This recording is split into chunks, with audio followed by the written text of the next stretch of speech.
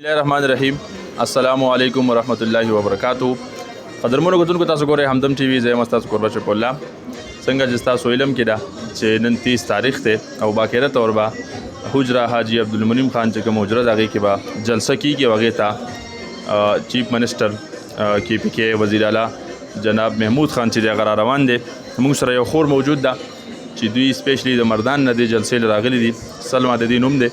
د دوی په شا دي سره ډېر خلک هم راغلي دي چې تقریبا 200 کسان دي ورسره فیمیل. د دوی سره ډېرې مسلې دي هغه به وزیر اعظم صاحب ته ږدي. دوی سره خبرې اترې کوو. السلام علیکم دی. وعلیکم السلام. تاسو نوم دی پورې؟ سلما احسان. او تاسو مردان نه راغلي یې؟ جی مردان. تاسو څه غوښتنه به کوئ سپیشلی مردان نه دې جلسې له څه په وجه راغلي؟ جی اصل کې زه سوشل ویلفیر ډپارټمنټ سره تعلق ساتم.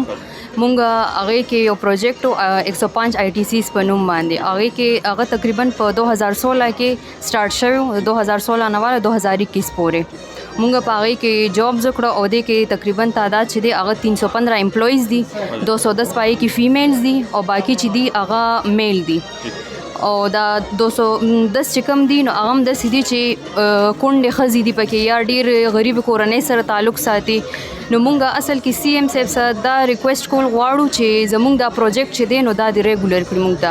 ځکه چې دا پروجیکټ چې دی دا دې نه خلک ډېر زیات مستفید کیږي. دا اصل کې دستکاري سنټر کلاو شوی په 25 ډسټریکو کې. په هغې کې ملکن ډیویژن شو، DI خان او ایبټ مردان مانسهرا دا داسې ډسټریک دي پکې. نو هلته کې به مونږ داسې کول چې مونږ زه پکې اصل کې اوکیشنل ټیچر وم. نو مونږ به هلته کې سلایي کړایي خوله. هغه سلایي کړایي چې به مونږ وښوله بیا به فیمیلز داسې و چې کور ته به لاړ هغوی به هغه شی په خپل کور کې جاري ساتو.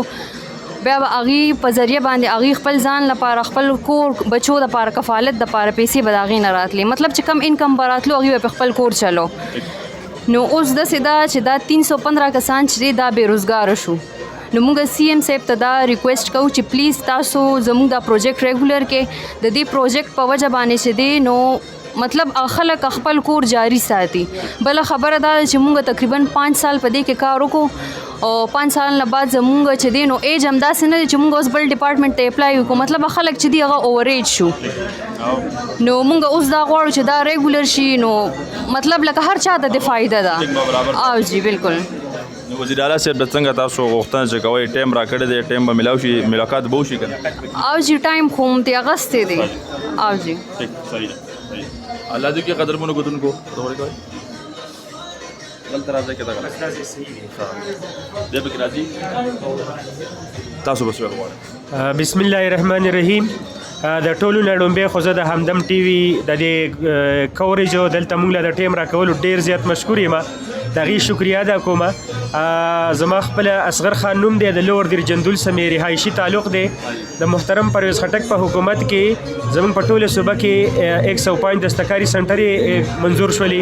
په هغې کې بیا د میرټ په بنیاد باندې د رولز ریګولیشن تحت تقریبا 315 مرد او خواتین زنانه چې کې 210 چې دي د خواتین دي. هغې کې اوکیشنل ټیچرز دي. په هر سنټر کې یو ټیچره ده او سره په هر سنټر کې یوه آیا ده. د دې سره سره په دغې سنټر کې یو چوکیدار هم دی چې د هغې تعداد دی 105. نو ټوټل 315 ملازمین چې دي دا د نومبر 2016 نه برتي شو او ټیم په ټیم بیا ته بیا ایکسټنشن هم میلاو شو. اخر کې دا د 30 جون 2021 پورې دې خپل جاب وکړو. 15 کال ردي تقریبا مکمل شو. اوس یې هغې ته یو اډر کړی دی یو نوټس یې ورته کړی دی د ټرمینیشن چې تاسو مونږ د جاب نه فارغه کړئ. نو چونکې دا خو د انصاف حکومت دی دا خو د اسلام په چغه راغلی دی. په خپله د PTI قاید محترم عمران خان دا یو پالیسي اعلان کړې وه د الیکشن نه مخکې چې دې غریب ولس له به زه په پاکستان کې 1 کروڑ نوکرۍ ورکوم. 15 کاله وشو چې دا د 315 خاندانونو خلکو په دې سوشل ویلفیر محکمه کې روزګار وکړو جاب یې وکړو. هغه اوس ورید شوي دي. هغې ته بله محکمه کې په ایجوکیشن کې په فارسټ کې جاب نه میلاویږي چونکې هغه ورید شوي دي.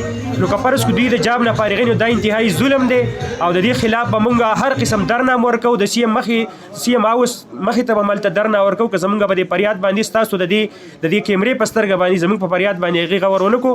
نو دا خلک جاني مالي قربانۍ ته تیار دي. خپل سرونه په تل کې ایښودي او موږ د CM آفس مخې ته هلته درنه ورکوو ځکه چې هغه د انصاف دعویدار دي او هغه اوس د خلکو نه د هغې د بچو روزي اخلي چې هغې بل هېڅ قسم د معاشیاتو او یا د معاشي او د اقتصادي د وسایلو د پوره کولو لپاره هیڅ قسم چاره نشته، څه ذریعه او سورس نشته دی.